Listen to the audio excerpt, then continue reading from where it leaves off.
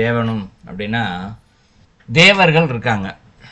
அவங்க என்ன செய்கிறாங்க அப்படின்னு பார்த்தோம்னா, இந்த உலக நன்மைக்கான காரியங்களை ஏதோ ஒன்று செய்து கொண்டே இருக்கின்றார்கள். இந்த இடத்துல மழை வருது, வெயில் அடிக்குது இல்லையா, காத்தடிக்குது, இன்னும் பலவாறான செயல்களை அவங்க செஞ்சுக்கிட்டே இருக்காங்க. அப்போ கண்ணு முன்னாடி நடக்கக்கூடிய ஒவ்வொரு அசைவுகளுக்கு பின்பாகவும் அவர்களுடைய பணியானது ஏதோ ஒன்று இருக்கின்றது இந்த இடத்துல இல்லையா. ஸோ இது தேவனும். அப்போ இந்த இடத்துல செய்யக்கூடிய ஒவ்வொரு செயலையும் யார் இருக்கா? இந்த இடத்துல தேவர்கள் செய்து கொண்டு இருக்கார்கள். தேவர்கள் எப்படி செய்கிறாங்க? அவர்களுக்கான ஆற்றல் எங்கிருந்து கிடைக்கின்றதுன்னு பார்த்தா, இறைவன் தான் அந்த ஆற்றலை அவர்களுக்கு கொடுக்கின்றார். இப்போ நம்மளோட நம்மளும் ஒரு செயலை செஞ்சுக்கிட்டு இருக்கோம் அப்படின்னு நமக்கான அதுக்கான ஆற்றல் இருக்குன்னா, இப்போ நாம் அகங்காரம் என்ற ஒரு விளைவாக நான் தான் செய்கிறேன் அப்படின்னு நம்ம சொல்லிக்கிட்டு இருக்கோம். ஆனால் அந்த ஆற்றலை யார் கொடுக்குறான்னா, இறைவன் தான் நமக்கு கொடுக்குறார். இப்போ நமக்கு கொடுக்குற மாதிரி தேவர்களுக்கும் இறைவன் தான் அங்கே ஆற்றலை கொடுக்குறாரு இந்த இடத்துல ஒன்று. அப்போ வெளியில் இருக்கக்கூடிய அசைகின்ற ஒவ்வொரு செயலும் இறைவன் தன்னுடைய ஆற்றலை கொடுத்து கொண்டிருக்கிறார் என்பது ஒன்று நாம் தெரிந்து கொள்ள வேண்டிய செய்தி. இது உள்ளுக்குள்ளே நம்மளுடைய எண்ணத்தினால் தெரிந்து கொள்ளுதல். இன்னொன்று சித்தகுருவும் அப்படிங்கிறார்.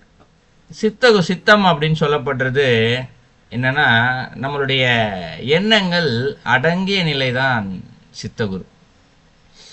இந்த வேதாந்தம் சித்தாந்தம் அப்படின்னு சொல்லிட்டு நம்ம ஏற்கனவே படிச்சிருப்போம்னு நினைக்கிறேன். 2வது தந்திரத்தில் எங்கேயோ படுத்த நினைவு இருக்குது எனக்கு. வேதாந்தம் சித்தாந்தம், அதாவது வேதத்தினுடைய அந்தத்தில் போய் பார்த்தோம்னா இறைவனை தெரிஞ்சுக்கலாம், சித்தத்தினுடைய அந்தத்தில் போய் பார்த்தோம்னாலே இறைவனை தெரிஞ்சுக்கலாம். ரெண்டுமே நேருக்கு நேரானது, ஆனால் சென்றும் சேரும் இடம்தான் ஒன்று. வேதாந்தம்னா சதா சிந்தித்து கொண்டு ஆராய்ச்சி செய்து கொண்டு இறைவனை பற்றி மட்டுமே ஆய்வு, சரியா தவறா என்று சிந்தித்து கொண்டு கடைசியில் போய் இறைவன் வேதத்தை ஆய்வு செய்து இறுதியில் போய் இறைவனை போய் தெரிஞ்சுக்கிறது. இன்னொன்று சித்தாந்தம், எல்லாமே நன்மைக்கு மட்டும்தான் அப்படின்ற ஒரே எண்ணத்தில் அப்படியே அமைதியான நிலையில் அமர்ந்து அமைதியினுடைய எல்லையில் போய் பார்க்கறது தான் இந்த இடத்துல சித்தாந்தம், சித்தத்தினுடைய அந்தம் அப்படின்னு பொருள் இந்த இடத்துல. அப்போ நீ தூங்கும் போதெல்லாம் அமைதியாக தான் இருக்கோன்னு கேட்டால் இல்லை, நிச்சயமாக இன்றைக்கி நம்ம தூங்கும்போது கூட மனம் அசைந்து கொண்டே தான் இருக்கின்றது. சித்த அமைதி நிலைக்கு நம்ம போகலை. அப்போ இந்த இடத்துல குருவும் அப்படிங்கிறாரு. ஸோ இந்த ரெண்டுத்துக்குமே இறைவன் என்ன பண்ணுறாராம், ஒவ்வொரு வினாடியுமே நமக்கு ஏதோ ஒரு வகையில் உள்ளே இருந்து சொல்லி கொடுத்து கொண்டே தான் இருக்கின்றார் இந்த இடத்துல. இது இறைவன் செயலால் நடக்கின்றது, உன்னால் நடக்கவில்லை, மனம் எப்படி அமைதியாக வச்சுக்கிறதுன்னு சொல்லிட்டு ஏதாவது ஒரு வகையில் நமக்கு சொல்லி கொடுத்து கொண்டே தான் இருக்கார். ஒரு உபாயம், வழியை காமிச்சிக்கிட்டே தான் இருக்கார் உள்ளே இருந்து. இது முதலடியில் சொல்கிறார். அடுத்தடியில் ஆவையும் மூன்றாயின கண்டு உரையவே அப்படிங்கிறார். ஆவையும் அப்படின்னா, ஆனா பசு, பசுனா ஆன்மா, நம்மளை தான் சொல்கிறார் இந்த இடத்துல. ஆவையும் பசுவையும் ஆன்மாவையும் மூன்றாயின கண்டு அப்படிங்கிறாரு. இப்போ மூன்றா இருக்கு அப்படின்னு சொல்றாரு. என்ன மூணா இருக்கு அப்படின்னு பார்த்தா, பதி பசு பாசம் மூணா பிரிஞ்சு இருக்கு இந்த இடத்துல. ஏன்னா ஆன்மா ஒன்று தான் இந்த இடத்துல இல்லையா. தனியாக பிரிஞ்சு இருக்கும்போது இது ஆன்மா, இதே ஆன்மா இறைவனோடு இரண்டரை கலந்து இருக்கும்போது அது பதி இல்லையா. இப்போ இந்த இடத்துல பசு அப்படின்னா இந்த இறைவன்கிட்ட இருந்து தனியாக பிரிஞ்சு நிற்கிது, அப்போ அது பசு. இப்போ ரெண்டுத்தையுமே சேர்த்து பிரித்து வச்சிருக்கலையே, அந்த பிரிஞ்சு வந்த ஆன்மாவை இறைவனோடு சென்று கலக்காத வண்ணம் என்ன பண்ணுது, இந்த ஆசைகள் ஒரு கயிறு போட்டு கட்டி வச்சிருக்கு இந்த இடத்துல. இது இந்த இடத்துல பாசம். இப்படி மூணா இருக்கு இந்த இடத்துல. இதை கண்டு அப்படிங்கிறாரு. இப்போ இதை முதல்ல தெரிஞ்சுக்கணும் அப்படிங்கிறாரு இந்த இடத்துல. எப்படி தெரிஞ்சுக்கிறது இந்த இடத்துல அப்படின்னா, இந்த மூணையுமே இறைவனுடைய அருளால் இது விலகினால் மட்டும்தான் தெரிந்து கொள்ள முடியும். இன்னைக்கு பதி பசு பாசம்னு படிக்கிறோமே தவிர்த்து, அப்படி ஒன்று இருக்குன்றத தெரிஞ்சுக்கிறோமே தவிர்த்து உணர்றோமா அப்படின்னு கேட்டால் உணரவில்லை. ஆனால் இதுதான் இந்த இடத்துல சொல்கிறாரு, கண்டு உரையவே அப்படிங்கிறாரு. கண்டுன்னா என்ன, மாயையில் நமக்கு தெரியாமல் இருக்குது.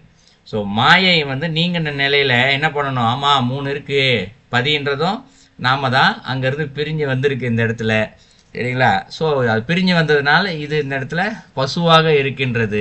பாசம் என்ற ஆசைகள் நம்மை அந்த இறைவன்கிட்ட போய் சென்று சேராமல் கட்டி இருக்கு தனியா அப்படின்றத நம்ம தெரிஞ்சுக்கிட்டு என்ன சொல்கிறோம், உரையவே அப்படிங்கிறாரு. உரையவனா என்ன, இதை தெரிஞ்சுக்கணுன்றதுக்காக இறைவன் என்ன பண்ணாராம், உள்ளேருந்து சொல்லிக்கிட்டே இருக்கார். அதை தான் முதலடியில் சொன்னார். தேவனும் சித்தகுரும் இறைவன் ஒன்று வேதாந்தத்திலையும் சித்தாந்தத்திலையும் இது மூணையும் தெரிஞ்சுக்கப்பான்னு சொல்லிட்டு உள்ளேருந்து நமக்கு சொல்லிக்கிட்டே இருக்காராம் இந்த இடத்துல ஏதாவது ஒரு வகையில். அடுத்து என்ன சொல்றாரு, மூவா பசு பாச மாற்றிய முத்திப்பால் அப்படிங்கிற. ஸோ மூவா பசு பாச மாற்றிய அப்படின்னா இந்த 3 வகையாக இருக்கக்கூடிய பதி பசு பாசம் இதை அப்படியே மாத்துறது இந்த இடத்துல டோட்டலா. எப்படி இப்போ உள்ள இறைவன் சொல்லி கொடுத்துக்கிட்டே இருக்காரா, சொல்லி கொடுக்கறத நம்ம தெரிஞ்சுக்கிட்டோம் அப்படின்னா இந்த இடத்துல என்ன ஆகுது, இது முதல்ல தெரிஞ்சுக்க ஆரம்பிப்போம், அப்புறம் அறிந்து கொள்வோம், அப்புறம் உணர்ந்து கொள்வோம். இன்னைக்கெல்லாம் தெரிஞ்சு தான் வச்சிருக்கோம், இப்படி ஒன்று இருக்கா, ஆமாம் இருக்குன்னு அறிஞ்சு வச்சிருக்கோம், இது தெரிஞ்சு வச்சிருக்கோம். அறிந்து கொண்டோம் என்பதுன்னா என்னென்னா அதை சென்று அடையக்கூடிய வழி. அடுத்ததான் உணர்தல் இந்த இடத்துல. ஸோ உணரும் போது தான் இந்த இடத்துல மொத்தமாக மாறுது. இந்த இடத்துல மாற்றிய பின்பாக முத்திப்பால் அப்படிங்கிறது. முக்தினா விடுதலை இந்த இடத்துல. பால்ன்றது ஒரு தன்மையை குறிக்கும் இந்த இடத்துல. ஆண் பால் பெண் பால் அப்படின்னு சொல்லுவோம் இல்லையா. ஸோ பால் என்றால் ஒரு குறிப்பிட்ட தன்மையை குறிக்கும். ஸோ விடுதலை என்று சொல்லக்கூடிய முத்திப்பால் இந்த இடத்துல. ஸோ இது 3ஐயுமே நம்ம தெரிஞ்சுக்கிட்டாலே அந்த விடுதலை என்பதை இங்கு நாம் அறிந்து கொள்ளலாம். அடுத்து என்ன சொல்றாரு, ஆவையும் நல்கும் குருபரன் அன்பு உற்றே அப்படிங்கிறது. ஸோ ஆவையும்னா இந்த இடத்துல ஆன்மா தான். இந்த இடத்துல இந்த ஆன்மாவுக்கு நல்கும் எது, இந்த 3ஐயுமே தெரிஞ்சுக்க வச்சு அறிந்து கொள்ள வச்சு உணர வச்சு நல்குதெல்லாம் கொடுக்கறது இந்த இடத்துல. ஸோ அருளை கொடுக்குறாரு. குரு பரன், குருவாக, பரம்னா அந்த இறைவன் பரம்பொருளே குருவாக நமக்கு இதை கொடுக்குறாராம். எதனால அப்படின்னு கேட்டா அன்பு உற்றே அப்படிங்கிறார். ஸோ நம்ம மேல இருக்கக்கூடிய ஒரு அன்பினால் இதை அவர் நமக்கு கொடுக்கின்றார். இது 4வது அடியில சொல்றார். ஸோ 4 அடிக்கும் சேர்த்து பொருள் பார்த்தோம்னா, இந்த பிறவி சாகரத்துல துன்பம் என்னும் பிறவி கடல்ல நம்ம தத்தளித்து கொண்டு இருக்கின்றோம். இந்த இடத்துல ஏதேனும் ஒரு வகையில் இந்த பிறவி துன்பத்திலிருந்து விடுதலை என்ற ஒன்றை அடைய வேண்டும் என்பதற்காக இறைவன் ஒவ்வொரு வினாடியும் இந்த இடத்துல வெளியையும் உள்ளேயும் ஒரு வழியை நமக்கு காண்பித்து கொண்டே இருக்கின்றார். அந்த வழியை நாம் சரியானபடி கடைபிடித்து கொண்டோமேனால், அதை பிடிச்சுக்கிட்டு என்ன என்று பார்த்தோமேனால் நம்முடைய பதி பசு பாச தத்துவமானது இங்கு நமக்கு தெரிந்துவிடும். இறைவன் தான் அதை நமக்கு சொல்லி கொடுப்பாரு. நமக்கு அவர் சொல்லி கொடுக்கறத சரியா நம்ம தெரிஞ்சு கொண்டு அதை கடைபிடித்தோமே என்றால் இந்த இடத்துல என்ன ஆயிடும், நமக்கு அந்த விடுதலை என்ற ஒன்று கிடைத்து விடும். ஏன் இறைவன் இதை நமக்கு செய்கிறார் என்றால் இந்த இடத்துல நம் மீது இறைவன் கொண்ட அன்பு ஒன்று மட்டுமே இதற்கு காரணம். அன்பினால் மட்டும்தான் இறைவன் இதை செய்கிறார் அப்படின்னு சொல்றார். இப்போ இதில் சில பேருக்கு இந்த பாடலில் ஒரு கேள்வி ஒன்று வரலாம். நமக்கு உள்ளேயும் வெளியேயும் அருள் செய்கிறார்ன்றதெல்லாம் சரிதான். இந்த இடத்துல பதி பசு பாசத்தை எப்படி நமக்கு இதை சொல்லி கொடுக்குறாரு இந்த இடத்துல அப்படின்னு ஒரு கேள்வி வரலாம்.